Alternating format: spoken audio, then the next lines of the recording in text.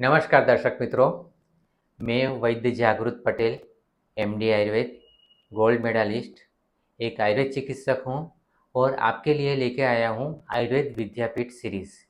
इस आयुर्वेद विद्यापीठ सीरीज़ में हम आयुर्वेद के विभिन्न श्लोकों पर चर्चा करते हैं। जैसे कि देखने को मिलता है कि आयुर्वेद के छात्रों को आयुर्वेद अध्ययन करने में थोड़ी दिक्कत होती है क्योंकि संस्कृत में आता है और थोड़ा एक्सप्लेन नहीं हो पाता है।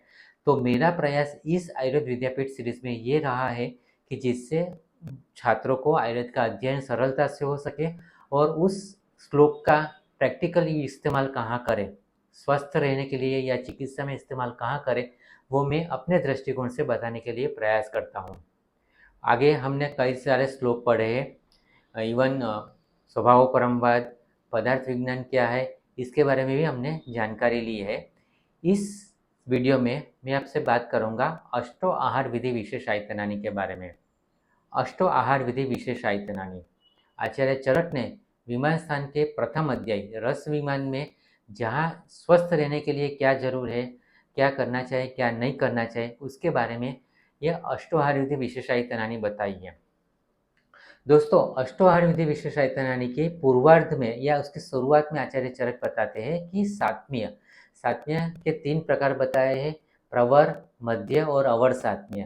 जिसको प्रवर और सात्म्य है वो तो स्वस्थ रहेगा ही, उसकी इम्यूनिटी अच्छी रहेगी। उसके अलावा जिसको अवर और मध्य सात्म्य है उसको भी प्रयासपूर्वक अपना सात्म्य प्रवर सात्म्य करना है, ये आचार्य ने बताया है। इसके अलावा आचार्य चरक आगे बताते हैं कि जिसको प्रवर सात्म्य है या जिसने प्रयासपूर्वक अपना प्रवर सात्म्य किया है, उस दोनों प्रकार के व्यक्तियों को चाहिए कि जब वो आहार का सिलेक्शन करे, भोजन के लिए आहार का सिलेक्शन करे, तब अष्टो आहार विधि विशेषायतनानी से परीक्षा करके ही आहार का सिलेक्शन करे, जिससे वो स्वस्थ रह सकता है।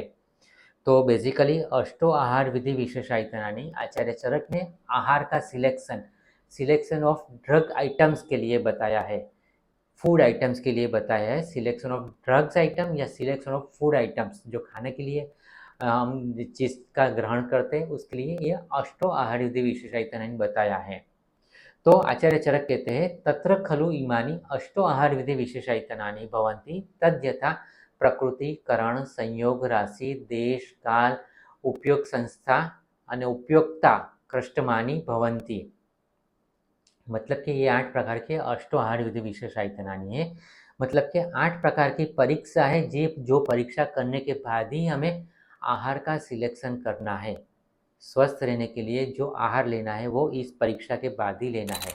तो आचार्य चरक बताते हैं कि तत्र प्रकृति उच्यते स्वभावो यह स पुनः आहार औषध द्रव्याणाम गुरुवादि गुण योगश्च तद्यथा मुग्धमाशयो सुकरेणयोश्च। अर्थात प्रकृति द्रव्य का स्वभाव है, प्रकृति उच्यते स्वभावो, द्रव्य का स्वभाव है जिसको प्रकृति कहते हैं।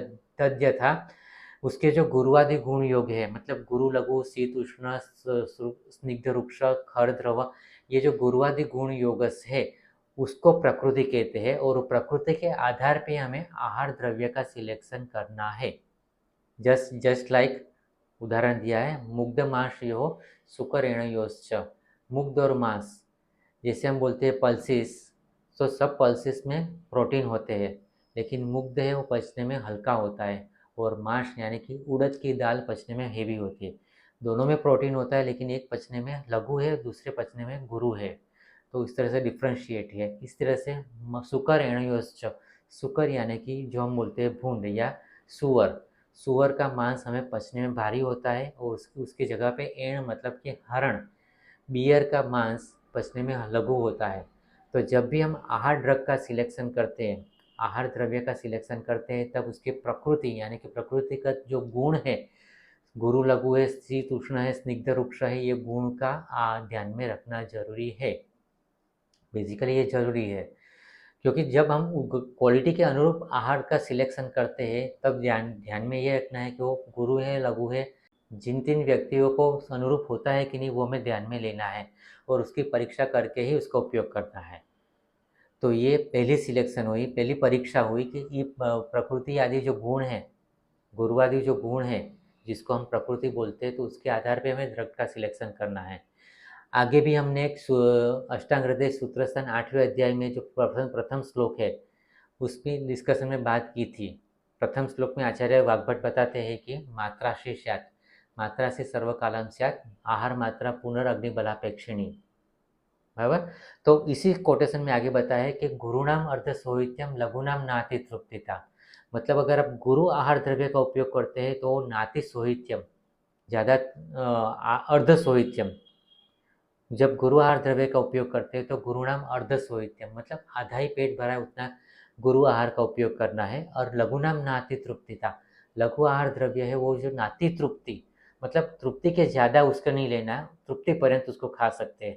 तो जब हम उसका प्रकृति से परीक्षा करते हैं द्रव्य की, और जब पता है कि ये गुरु आहार द्रव्य है तो उसको हम कम क्वांटिटी में खाना है, 50% खाना है।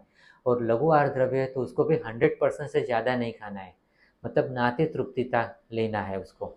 तो इस तरह से हम ड्रग का सिलेक्शन करना है, और ये करना ज़रूरी है क्योंकि ये सिलेक्शन करने के बाद ही वो हमारे डाइजेशन में हजम होगा, हमारा पाचक अग्नि के द्वारा उसका हजम पाचन होगा, और वो हमें आगे रस आदि धातु बनाने में सहयोग रूप होगा।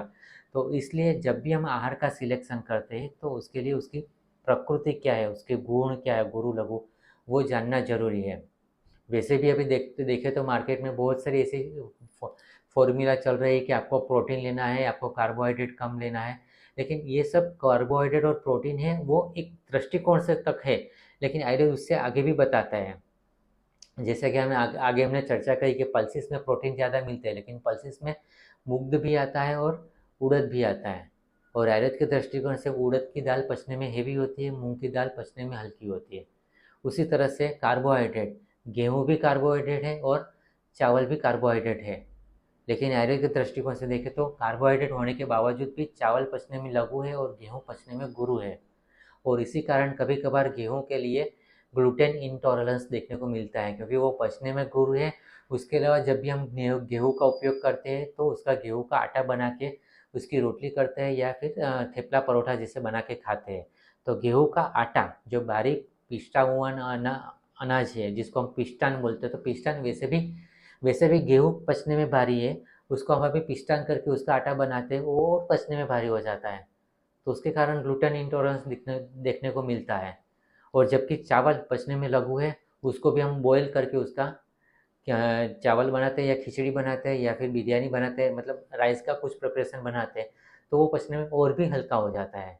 तो इसीलिए आपने देखा होगा कि आयुर्वेद में जहाँ पे भी परहेज का बात आता है या जहाँ पे भी डाइट बताता है तो ज़्यादातर साली का उपयोग ज़्यादा है। साली का उपयोग बताया गया है कि साली आपको पचने में हल्का है, वो आपके शरीर में लंघन भी करेगा और आपकी एनर्जी भी बरकरार रखेगा। इसलिए तो आहार का सिलेक्शन करने के लिए गुरु लघु का ध्यान रखना है। उसके अलावा और भी क्वालिटीज़ है, शीत उष्ण है, स्निग्ध रूक्ष है, ये भी ध्यान रखना है।